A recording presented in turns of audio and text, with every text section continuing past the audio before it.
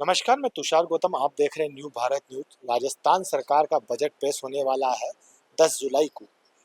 मेरे साथ हैं कैलाश शर्मा जी, जो राजनीतिक और बजट विश्लेषक है। काफ़ी लंबे समय से ये कर रहे हैं विश्लेषण, और बहुत अच्छा एक्सपीरियंस है। इनसे बातचीत करेंगे राजस्थान सरकार का बजट कैसा होना चाहिए और पहले के बजट कैसे रहे हैं। आज करीब का लंबा तजुर्बा 35 ईयर्स का, उनका अनुभव हम लेते हैं आज। देखिए, राजस्थान सरकार के बजट को पिछले 44 साल से मैं देख रहा हूँ और थोड़ा सा इतिहास के गर्भ में मैं जाना चाहूँगा।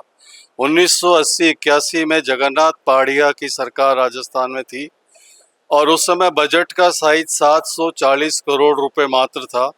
उस बजट में 25 करोड़ रुपए का रेवेन्यू सरप्लस हुआ करता था।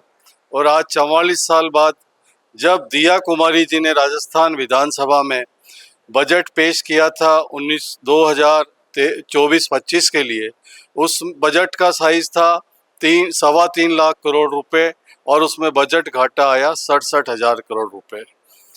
राजस्थान के बजट को लेकर मैं सबसे पहले राजस्थान सरकार को ये कहना चाहूँगा कि इस बजट में रिफॉर्म किया जाना चाहिए। बजट में जो एक्सपेंडिचर हेड है, उस एक्सपेंडिचर हेड का रिव्यू किया जाना चाहिए। इसलिए कि 3.25 लाख करोड़ रुपए के बजट में 90,000 करोड़ रुपए की सब्सिडी राजस्थान सरकार बांट रही है अलग अलग सेगमेंट्स में। सब्सिडी को कम करके हम आत्मनिर्भरता की ओर बढ़ सकते हैं। इसलिए सब्सिडी हेड और एक्सपेंडिचर हेड, इन दोनों हेड में सरकार समीक्षा करे किन खर्चों को हम कम कर सकते हैं।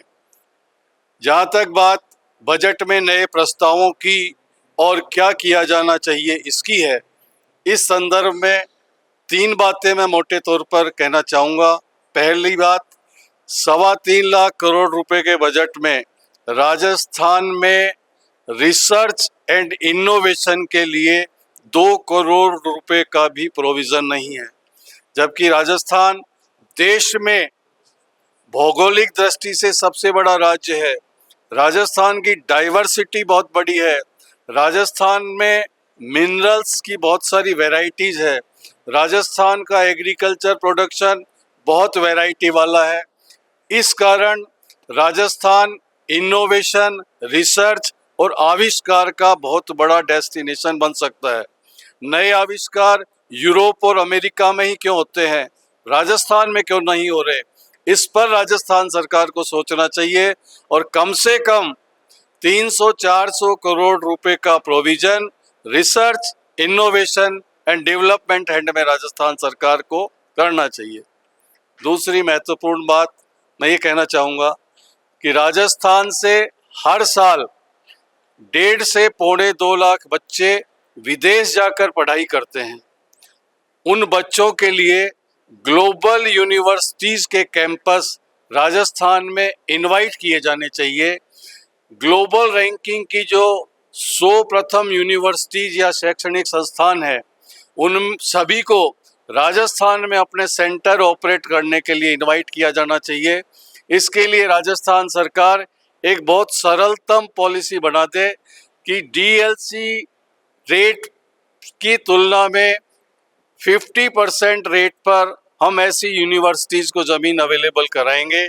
तो आप यकीन मानिए, जो ग्लोबल लेवल की यूनिवर्सिटीज़ हैं, कम से कम 20, 25, 30 यूनिवर्सिटीज़ राजस्थान आ सकेंगी।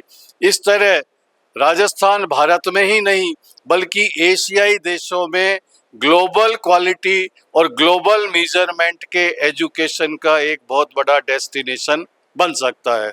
तो राजस्थान सरकार को इसमें पहल करनी चाहिए। जहाँ तक क्वालिटी एजुकेशन की बात है, राजस्थान में आज भी केवल एकमात्र संस्थान है बिट्स पिलानी। उसके बराबरी का एक भी शैक्षणिक संस्थान राजस्थान में अब तक स्थापित नहीं हुआ है।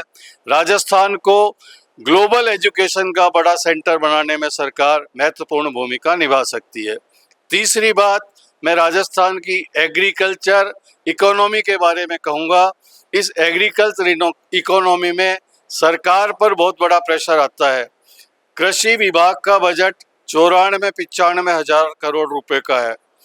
इसमें अनुदान की बहुत सारी मदें शामिल है। इन चीज़ों को हम कम कर सकते हैं। इसके लिए सरकार एक नीति बनाए। राजस्थान की 352 पंचायत समिति क्षेत्रों में agri and dairy processing clusters स्थापित किए जाएं। उन प्रोसेसिंग क्लस्टर्स को स्थापित करने के लिए निजी निवेशकों से निवेश प्रस्ताव आमंत्रित किए जाएं और उन निवेशकों को डीएलसी रेट पर सरकार जमीन उपलब्ध करा दे, वहां वो क्लस्टर स्थापित करें। एक क्लस्टर में 100, 150, 200 सूक्ष्म और लघु फूड प्रोसेसिंग इकाइयां स्थापित होंगी। 150 से 200 छोटे उद्योग एक पंचायत समिति क्षेत्र में लगेंगे।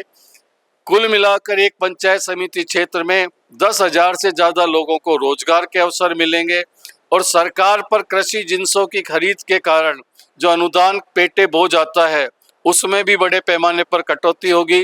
ग्रामीण क्षेत्रों में रोजगार की समस्या का समाधान होगा और सबसे बड़ी बात, किसानों को उनकी उपज का बेहतर मूल्य मिल सकेगा। बहुत बहुत शुक्रिया कैलाश जी, आपने जिस तरह से बजट को समझाया ये मेरे दर्शकों के लिए काफ़ी बहुत इजी तरीके से आपने समझाया। शायद मेरे दर्शक समझे भी होंगे, उसके लिए बहुत बहुत शुक्रिया।